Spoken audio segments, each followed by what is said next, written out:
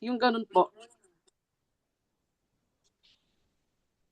Yung gusto kong magpakananay tapos pero gusto kong magtrabaho kasi mas gusto kong bigyan pa sila ng mas magandang buhay.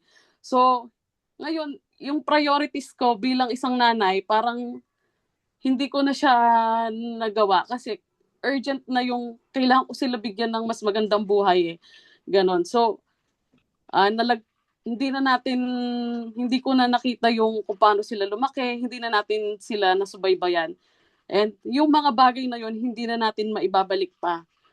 Kahit hanggang, kasi hindi na natin maibabalik yung bata pa sila kasi lumalaki na sila na wala tayo sa tabi nila.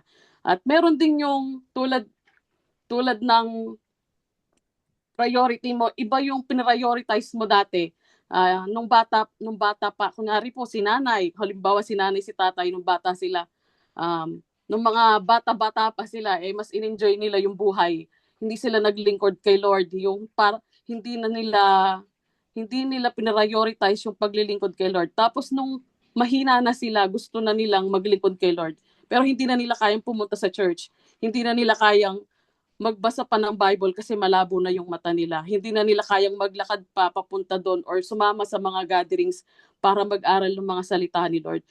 Yun yung mga ganong bagay, hindi na natin pwede pang ibalik kasi mali yung prioritize natin. So, doon tayo ngayon mas napapagod. Parang nababurn out tayo sa mga ganong bagay. At yun nga, meron po akong nabasa na kapag uh, meron akong nabasa na